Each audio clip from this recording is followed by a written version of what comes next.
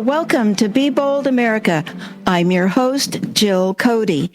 Be Bold America is a live, bi-weekly talk show for those who are motivated to step out with the bold actions necessary to reunite this country, fight for democracy, and learn what they can keep doing, stop doing, and start doing to return to our democratic republic. Our future depends on it.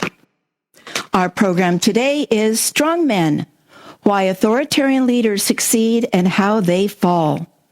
Dr. Ruth Ben Ghiat's new book, Strongmen, Mussolini to the Present, is the first book to place Donald Trump in the context of a century of authoritarianism. Knowing that Donald Trump uses the same playbook as past rulers, corruption, machismo, propaganda, and incitements to violence, has allowed Dr. Ben Ghiat to forecast his actions, including the possibility he would refuse to concede the election. And, as we've seen, he hasn't. As Dr. Ben Ghiat once told Don Lemon on CNN Tonight, once authoritarians get into office, it's very difficult to get them out. We have big things to do. Dr. Ruth Ben Ghiat is a professor of history and Italian studies at New York University, is an award-winning author and political commentator on fascism, authoritarian leadership, and propaganda. She's received the Guggenheim, Getty, Library of Congress, NEH, and other fellowships, and she offers historically informed analysis of current events in regular columns for CNN.com, The Washington Post, and on radio, podcasts, and television. Her new, recently published book is Strongmen, Mussolini to the Present.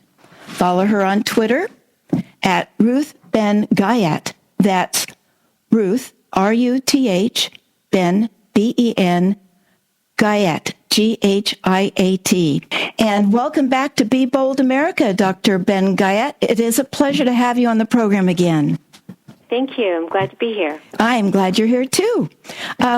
Ruth, to get us all on the same page, would you start us out with some definitions? What is authoritarianism, fascism, and strongman? And is totalitarianism the same as authoritarianism?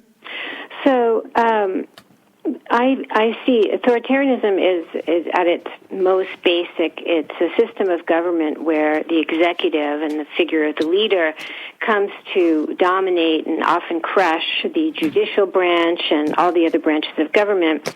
And in the 20th century, you often ended up with a one-party state, a kind of dictatorship, right? And there was no opposition, and you still have this brand under communist states in North Korea and in China and elsewhere.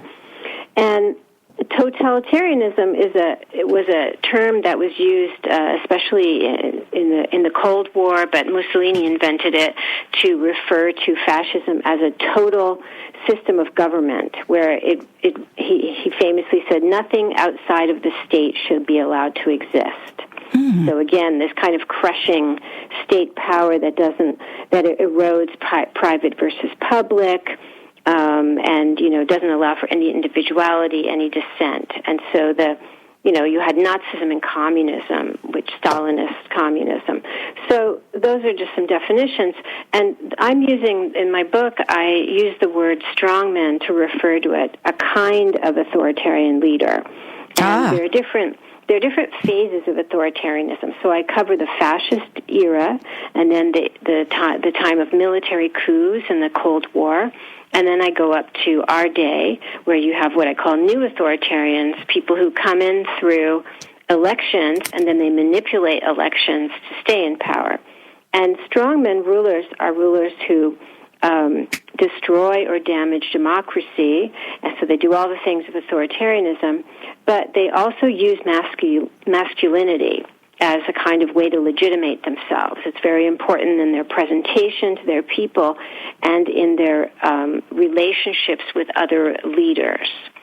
So a strongman is like a subset of an authoritarian leader. That's very interesting. And in the authoritarian playbook, you've mentioned that the authoritarian or strongman uses corruption and machismo, propaganda, incitement to violence. violence, but you also add virility in your book. I remember Trump, after his helicopter return from the hospital, standing on the White House balcony, very much Mussolini-like manner, for what seemed a very long time, ripping off his mask and puffing his chest. Is that what you mean by having to show virility? Yeah, the body. So I used a lot of political science studies and data sets and things, but I also wanted to elevate machismo and virility to a kind of tool of rule alongside corruption and propaganda and these other things. And the body of the ruler, the way he presents himself to his people, how he becomes a kind of anchor for them, the kind of leader-follower relationship, is really important, and Trump has always understood this very, very well. So that's an interesting episode. So, the backstory is that he'd gotten COVID, right, and his followers are very worried about him, and then he made this kind of miraculous recovery, very speedy recovery, and this also played into the idea that you see from Mussolini to Trump, that the strongman is somebody who is a man above all other men. So he can do things that lesser men can't do, like survive COVID. And he's also there by the will of God, some believe, to save the nation. And in Trump's case, you have evangelical Christians and some Orthodox Jews who present this point of view. So Trump understands really well what is expected him and what he represents for his followers. So that I was really interested in this episode. So he gets out of the hospital and he goes up the stairs to this balcony area, which was hard for him. He was breathing hard because he'd just come out of the hospital. Right, and you could see that. Mm-hmm. Yeah, but he's very good about political theater. He understands how important political theater is. So he goes up to this balcony, you've got the flags, and he just stands there, he rips off the mask, but he stands there and doesn't say anything, and he lets people look at him. And I read that as him understanding that people need to see that he's still their rock. Ah. That he is well, that he is a Superman. And in fact, his followers were posting memes around Facebook of his supposed X-rays, and what you would see in the X-ray was a Superman sign. So he gets it just as much as Mussolini got it in his day. Well, I also read somewhere that he played around with the idea of having a Superman T-shirt on when he left the hospital and rip open his shirt. Did you hear about that too? I did, and what was interesting about that is that with Trump, you normally the leader and his government make the propaganda points, and then they disseminate them to the state machinery, right? But in Trump's case, he is very influenced by what is circulating both from Fox News. Like, there's been lots of documentation that many of his talking points were said on Fox News, which he's watching TV like 8 hours a day, right? Right. So there'd be a quote or a point of view on Fox News, and then he would parrot it. He, the president, would parrot it.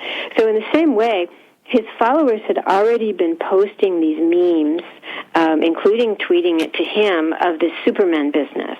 So I wouldn't be surprised if he got this idea from them, because these circuits of kind of propaganda are he knows how to do that. He's a marketer, and he picks up things that are in the air. It's like a Mobius strip. It just keeps continuing back and forth and around. Exactly. You're listening to Be Bold America on KSQD 90.7 FM. Many voices, one station. Listen worldwide online from the ksqd.org homepage. Catch up on previous Be Bold America programs by visiting the KSQD webpage, or subscribe to our podcast by using your favorite podcast platform. I'm your host, Jill Cody.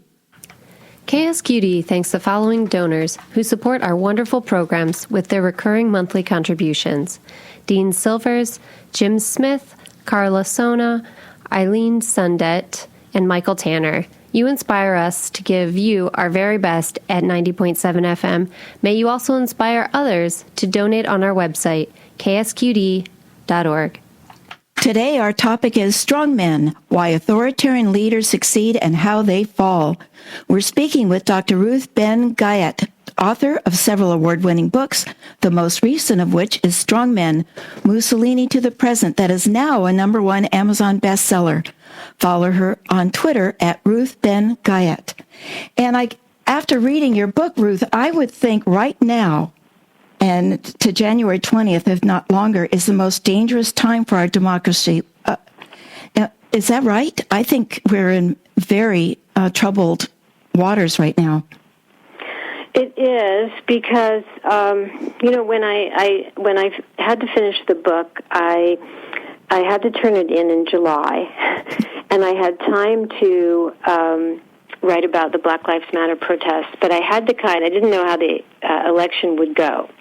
But I knew, and I'd already made the argument throughout the book, that Trump is of the same personality as many of the other leaders I chronicled. Now, the outcome is different. We're not in a fascist dictatorship today, but the personality is the same. And so one of the most interesting chapters I wrote was the endings chapter, like basically how do you get rid of them? What happens to them? And one commonality is that their arrogance and their brutality and the way that they surround themselves with family and flatterers means that they don't want to accept reality, and they continue on in this fictional reality, and so they're not suited to be driven out of office. And that's why they meet a bad end. Some are killed, and some go into exile. And so Trump being of the same temperament, it was obvious to me that whatever happened, he wouldn't go quietly. So one of the last things I read about him in the book, and this is July, was never underestimate his tenacity or his willingness to do anything possible to stay in power. So what we're seeing now with him trying to contest, election results that has been very unsuccessful.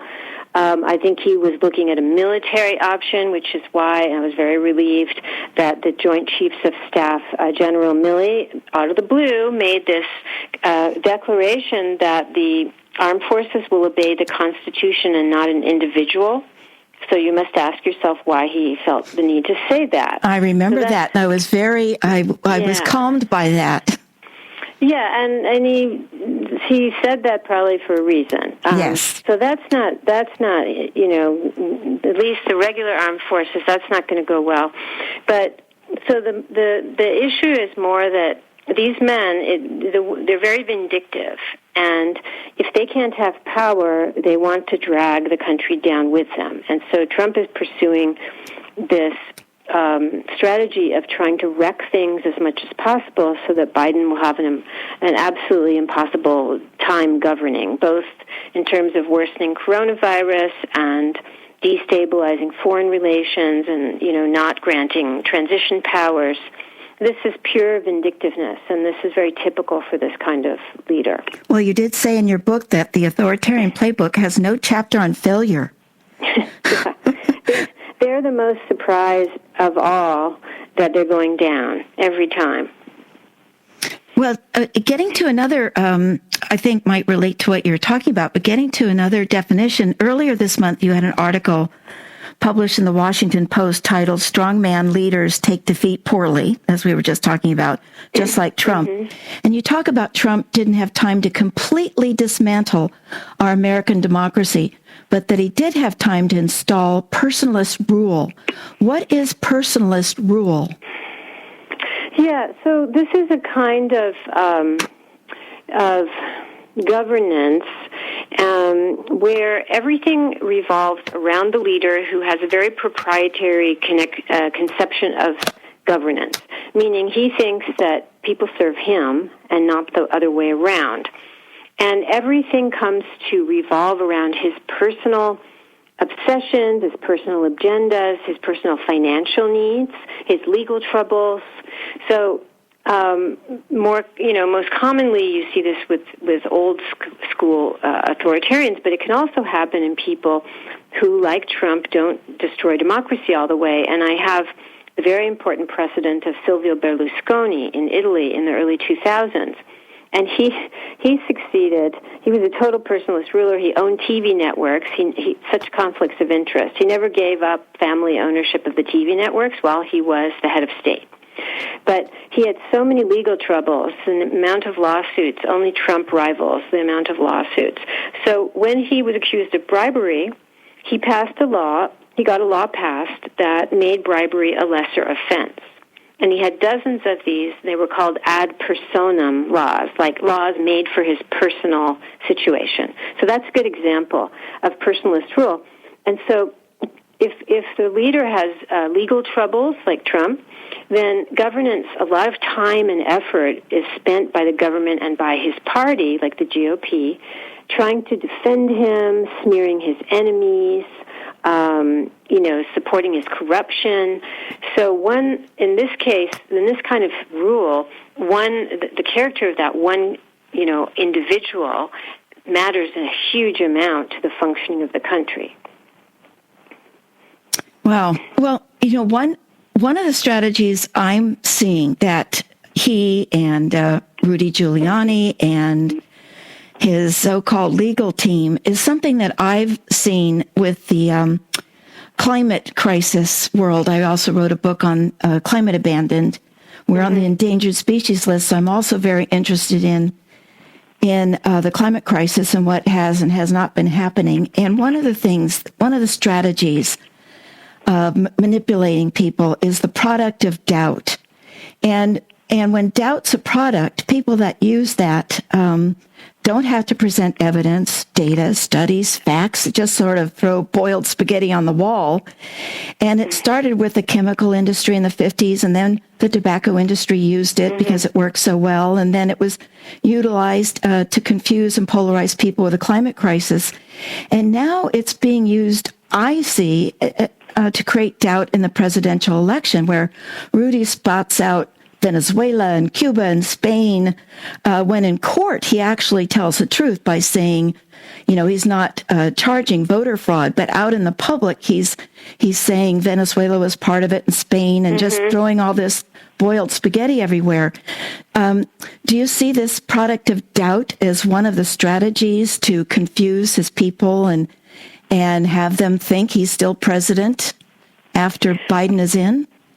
Yeah, absolutely, and it's really scary. The polls just a few days ago said that more than 50% of Trump voters thought that the election had been stolen from Trump, and here we come up against the cult of victimhood, which is very, very important, and all of them have this cult of victimhood. Mussolini had it, and so.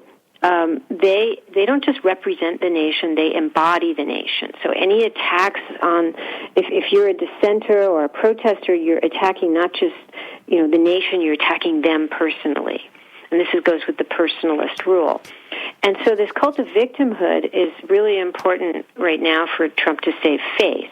Mm-hmm. He's always been a victim, the deep state, all these conspiracy theories, but the only way because it seems like, his judicial strategy isn't working, so at some point it's looking more likely, I hope I'm correct, he will have to leave, and then he'll carry with himself the 70 million souls and the personality cult, but also the victimhood thing, because that's very important to his popularity.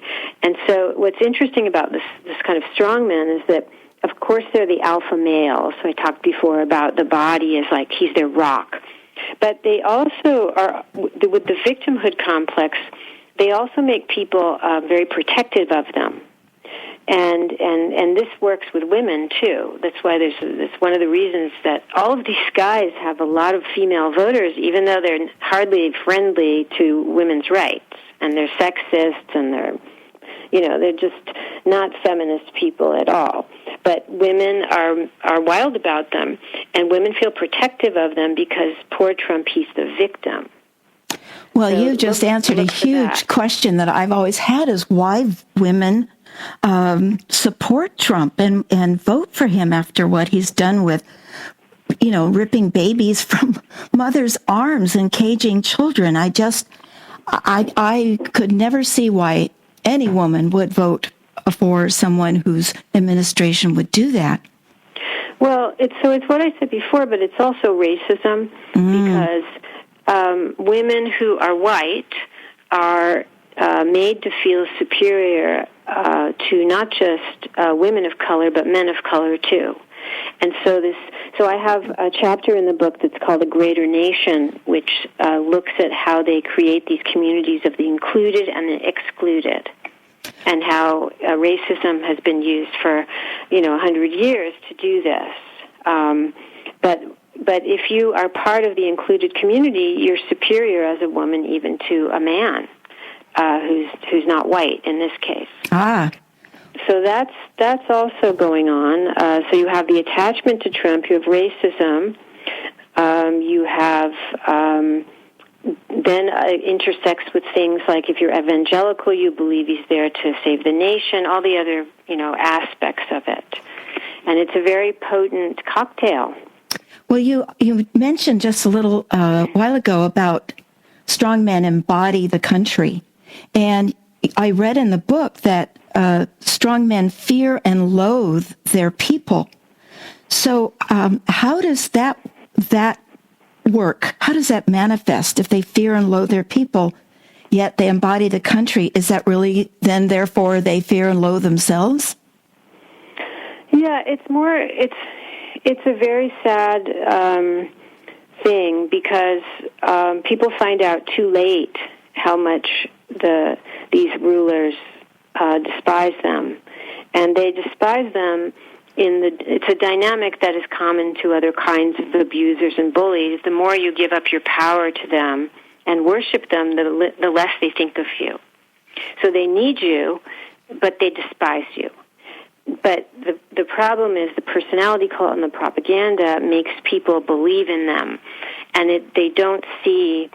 They don't find out that how destructive their leaders are, that they love so much, and how they despise them.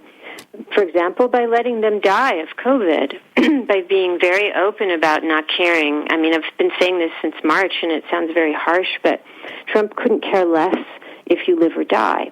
He's not interested in public welfare. He's not interested in good governance. And people haven't figured that out yet. Enough people figured it out some changed from voting for Trump to Biden, but Trump also got more votes than he did in 2016. I know, that was shocking. After 4 years. Well, this is the effect of propaganda. It really works. It really works. Well, that leads into a question that I do have. And right now, if you're just joining us, you're listening to Be Bold America on KSQD 90.7 FM. Our topic is Strongmen, Why Authoritarian Leaders Succeed and How They Fall.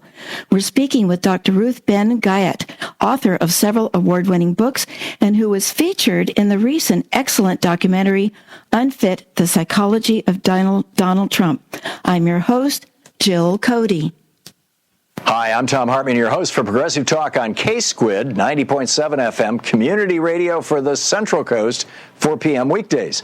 KSQD is a vital media resource for listeners in Santa Cruz and Monterey counties and worldwide on the web. Please help support this station by making a contribution to keep the station thriving. Go to ksqd.org and give what you can to help keep shows like mine coming to you daily at 90.7 FM. With 6 large corporations owning most of the media, it's essential that listeners support grassroots, locally run radio stations like KSQD. Community radio is responsive to its listeners and isn't afraid to challenge the status quo. Please join me, Tom Hartman, in supporting K-Squid, 90.7 FM, community radio for the Central Coast by making your pledge today online at ksqd.org. That's 90.7 FM, K-Squid. Catch me right here at 4 o'clock this afternoon. Thank you, and tag You're It. Now, back to our bold and impressive guest, Dr. Ruth Ben Ghiat. Now, just before the break, Ruth, you were slipping right into a question I had about propaganda. Harry Cheadle, in his What Went Wrong blog, stated that Trump proved how gullible America really is and that Americans will believe literally anything. And I thought I'd ask you to define propaganda because it seems like it really works, doesn't it? Yeah, it does. I mean, a definition is, it's hard to have an exact definition of propaganda, but It's, information that's purposely manipulated and distorted because it's serving some kind of ideological or political agenda. And one of the interesting things, so each of the chapters, each of the tools of rule has a chapter, and they each go over 100 years. So the reader can see for propaganda, for example, what has changed and what stays the same. So some of the principles haven't changed at all. You need, repetition, and Trump's been excellent with his Twitter feed of hammering home. Think how many times, as you said, witch hunt, harassment, and he comes from, entertainment and marketing, and so he has slogans. And this is also a commonality of Mussolini was a journalist. He was excellent with slogans. So was Mobutu in the Congo. So the men who have success in this area are often very skilled in media. So you have repetition, then you have saturation. The message has to be like cross, today we say, cross different media platforms. But at the beginning, 100 years ago, it was radio, newsreels, print media, school books for children, and the same message has to be synchronized. And that's another word that they used to use that still applies, right? So the Trump administration and Fox News was its, echo, a nice feedback loop with Fox News. They succeeded in hammering home these talking points to an extent that people really came to believe them. Mm-hmm. Well, getting back to the climate crisis, too, it is an existential threat. And why did Trump not recognize it when his strongman ego should have been, he could have been the savior of the world as he would have thought of it for himself? How, why didn't he see the climate crisis as something that he could be a strong man to be that savior for the world? Because Trump did not he did not come to power to govern in any traditional democratic sense, and that includes public welfare or welfare of the world. He was there for reasons that are fit in with authoritarian reasons. He was there to make money for Trump Organization, and that's all the golfing. It's not that he's lazy. He's working really hard to go 1 out of every 3 days he's been in office. He goes to a Trump-branded property. So his job is promoting Trump, using the public office of presidency to promote private. Then his other goal is plunder and looting, and here's where the climate comes in. It was very sad when I did the research that, over 100 environmental regulations have been rolled back under Trump to please big agriculture and big pharma and all of, and the coal industry, all of these constituencies that back him. And in fact, right now, he's scurrying around to do the last possible amount of damage. They're trying to rush through more oil drilling licenses in Alaska. And so he never would have wanted to be the savior because he's not interested in altruism. He's only interested in making money and making money for his cronies so they'll keep him in office. So I really think that and this is why the media we've never had a dictatorship, we've never had a foreign occupation, all we know is democracy. So it makes sense that everybody would have approached Trump with a democratic frame of reference, but he's never been there to govern in a democratic manner. So of course it never would have passed through his mind to be a savior in that way, because that implies doing something good for the country and instead of sucking its lifeblood out and making money off of it. It sounds harsh, but that's just, they're all like this, and I show this in the book. He's at the end of every chapter, and when you put him in this context, I became more alarmed as I wrote the book. I became more alarmed as I was reading it, too. Yeah, it ends on a hopeful note, yes. But it is grim at times. Well, and I also have been, for the first time I learned the phrase, and I've heard it on television, is stochastic terrorism, that Donald Trump is responsible for stochastic terrorism that he's not killed anybody directly himself, but he's publicly demonized people and groups enough to incite violence and action, violent acts where other people kill others because of what he's said and done. Mussolini never killed anyone himself, but yet they're terrorists, aren't they?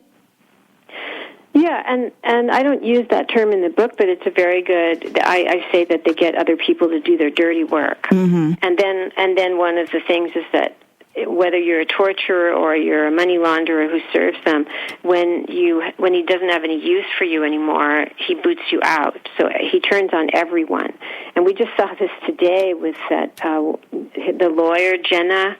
I'm not remembering her last name. Oh, right.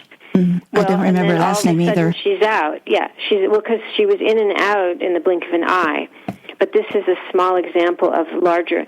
And look at Michael Cohen, his personal lawyer.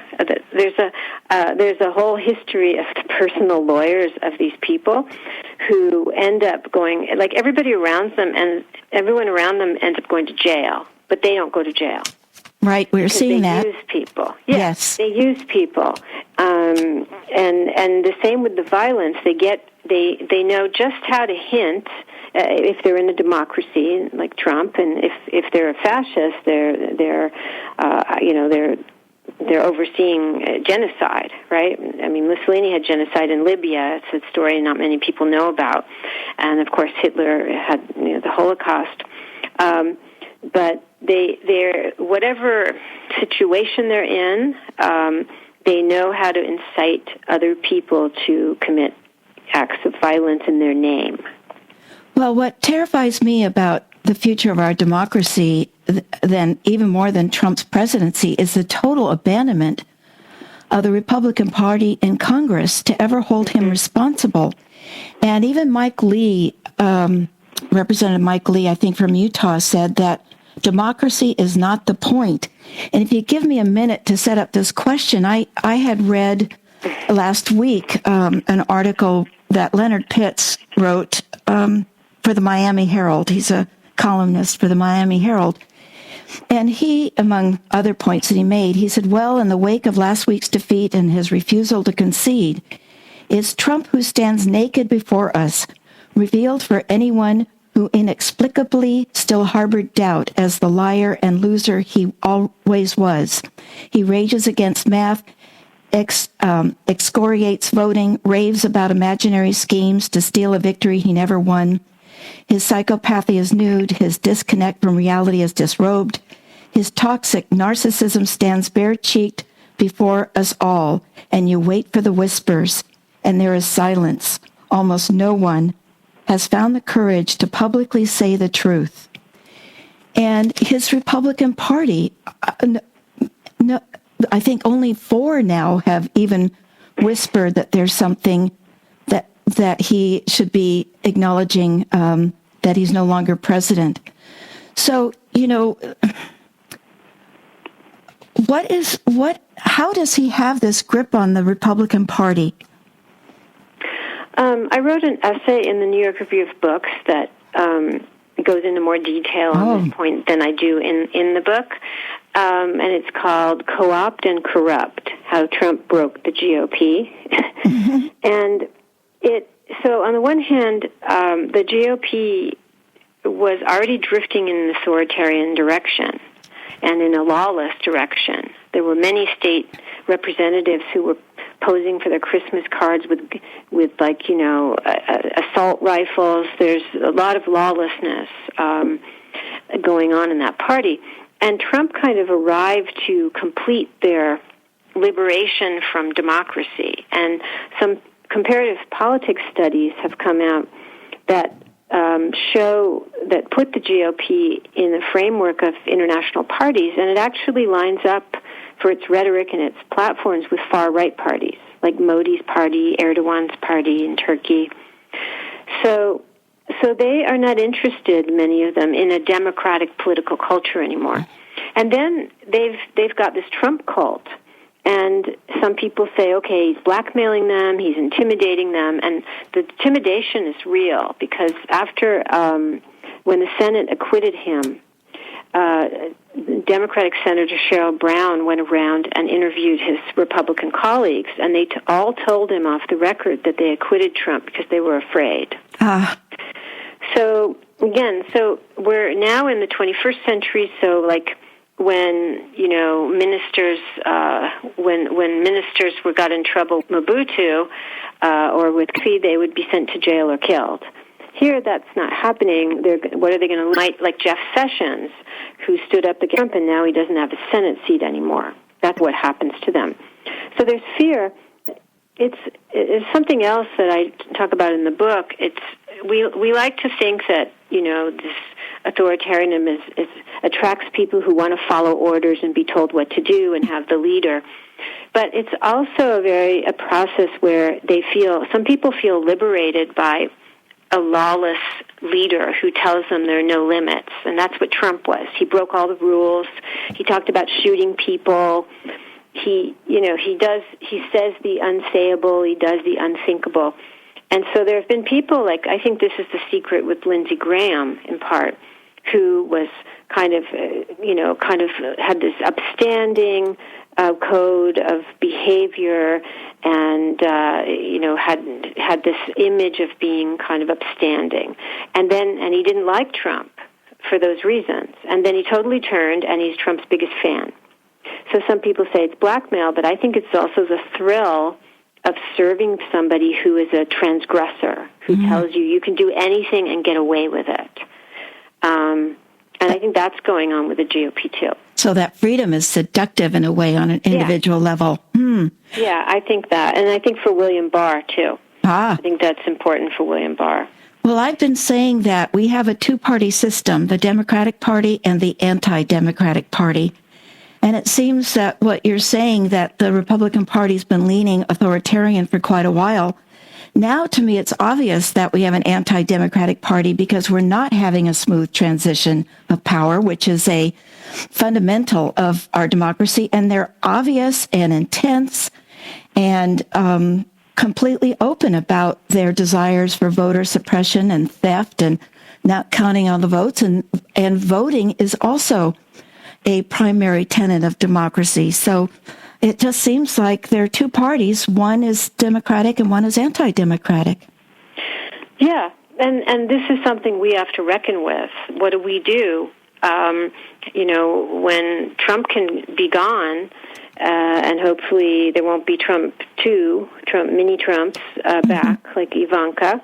But the GOP is the one who enabled him from the start and the one that remains. And they're a lawless party.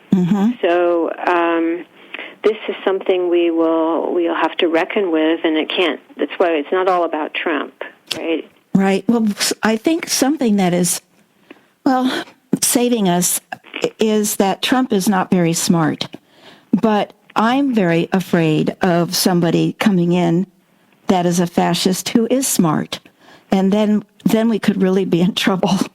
What thoughts do you have on the role of Fox News and Breitbart and Limbaugh, One American Network, Newsmax, and the elevation of strongmen in our society? It seems to me that, in my view, Roger Ailes was a strongman, maybe Rupert Murdoch, definitely Rush Limbaugh, because he had said years ago, the four pillars of deceit was academics, government, media, and science, which just cuts his listeners away from any knowledge.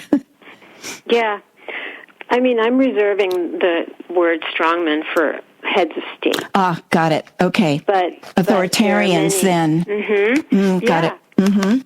Yeah, and the program that Trump simply legitimized and elevated all of these things, these anti-science, these conspiracy theories, all of these things that already circulated in the right-wing media universe. He gave it a presidential authority, and that's also true of violence and all of these things that are very anti-democratic. And throughout history, and this is what the book shows, it shows these patterns that when these guys come on the scene, they they energize and legitimate existing anti-democratic and extremist tendencies. It's like they give them a focus, and then they make these movements. And remember, Trump's was a movement, right? Mm-hmm. He always said it was a movement, and then he was very smart with the marketing, and everybody had their red caps, so they become a tribe. Mm-hmm. That's part of the movement. And so they take what's already there, and they soup it up. They accelerate it, and they give it, and then if they become head of state, then it becomes state policy. So, all of this right wing and Fox News, they prepared the way for the mentality that then became part of the presidential brand, let's say. Well, and you talked about inciting violence. I just recently read that hate crimes are at their highest level in a decade. Yeah. And hate-motivated killings are the highest since the FBI began collecting the data in 1990, 30 years.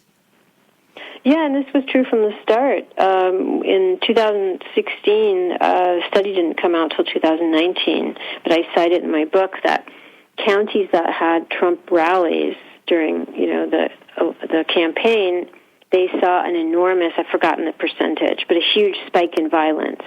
Like only those counties at the time.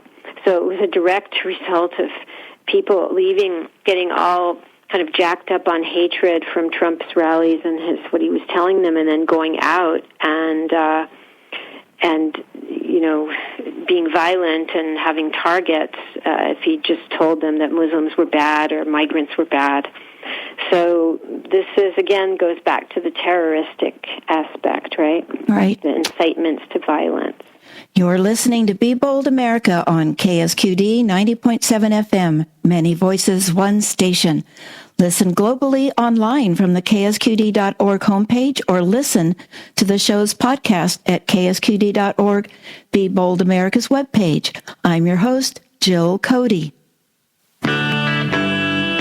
Buddhism, Judaism, Baha'i, Islam, Christianity, Hinduism.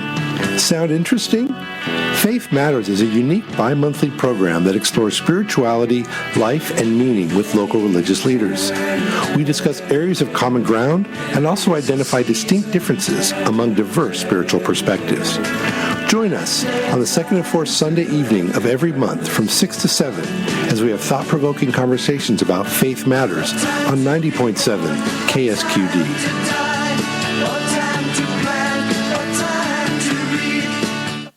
Today, our topic is Strongmen, Why Authoritarian Leaders Succeed and How They Fall.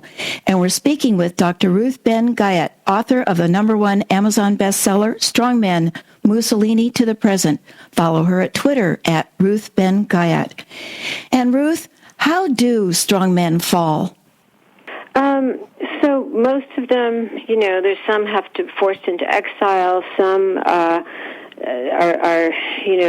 they have popular protests. This happened, of course, with the fall of communism. In Libya, there was a popular revolution influenced by the Arab Spring. But here, too, the destructiveness, because Gaddafi said, "I'll never surrender," and he preferred to drag his country into a civil war. Pinochet, who was a Chilean dictator, was one of the very few to get voted out. And he spent the next year before he left office trying to sabotage the new democracy. Sounds familiar? Mm-hmm. But we have, when you look at the history of this terrible traumas and destruction they visit on their people, you're doubly appreciative of what we have done by voting Trump out, because I believe he was on his way to consolidating everything in a not good direction. And we've been one of the few peoples in history who have stopped this authoritarian building up or state capture process and kind of reversed it or turned it back by voting. So we should feel really, really good about that. That is inspiring. In the last few minutes, what could listeners keep doing, stop doing, start doing as they relate to this topic? Ruth, what should listeners be doing to fight authoritarianism and fascism and understanding how they can keep their democracy? I think, promoting science, and especially for when now we are in the middle of a pandemic, I think reaching out to people who might support Trump, because there's a core of people who will never listen to anything, right? They're just wedded to him. But there are other voters who may have been situational voters, or, for example, maybe they didn't really like Trump, but they were mistakenly told by propaganda that Biden was going to ruin the earth, that Biden was going to cause socialism and, anarchy. And so these people, when Biden comes in and they see that everything is not falling down to pieces, there's not going to be anarchists and, foreign rebels coming in, all of these myths, you can reach out to them. That's one thing you can do. In terms of stop doing, if you've still been following Trump and retweeting him and mocking him, you could stop doing that. Stop making him the center of your attention. I've been advocating that since 2017, and start doing.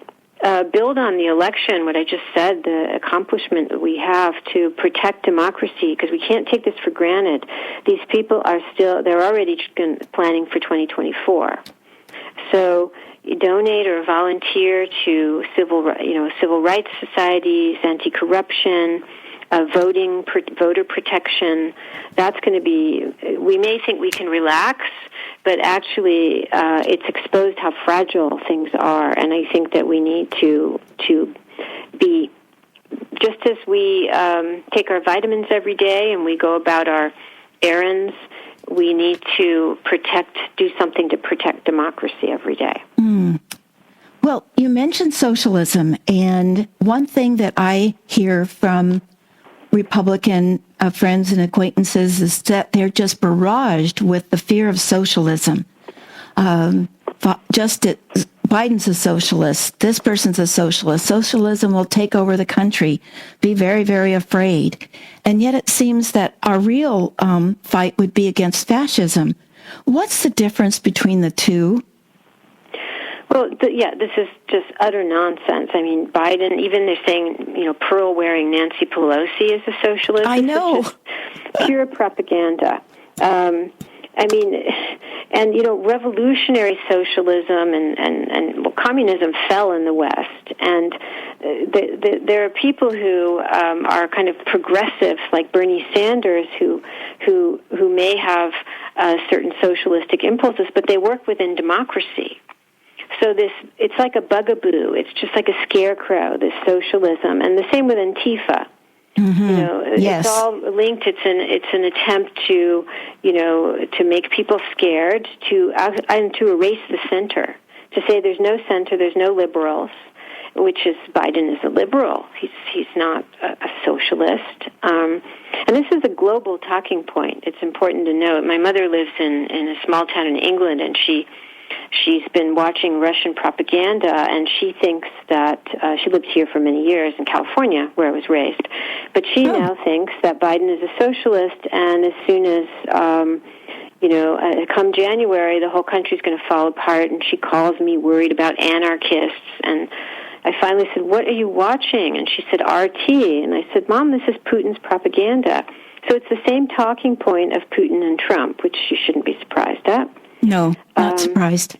But it's very powerful for people. Trying to correct that in people who maybe are only 10% receptive is not wasted effort. And also to people that may just check into our country around elections and then just check out for 2 years and then check in a little bit and check out. And I also think they mix it up with the word social. We have social programs, but they're not socialism, not socialistic.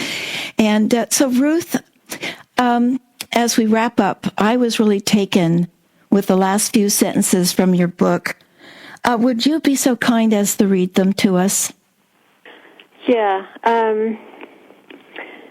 So it's the very end. What are the lessons of this, century of falling into authoritarianism and then resisting it and coming out of it. So history shows the importance of keeping hope and faith in humanity and of supporting those who struggle for freedom in our own time. We can carry with us the stories of those who lived and died over a century of democracy's destruction and resurrection. They are precious counsel for us today. They are precious counsel for us today.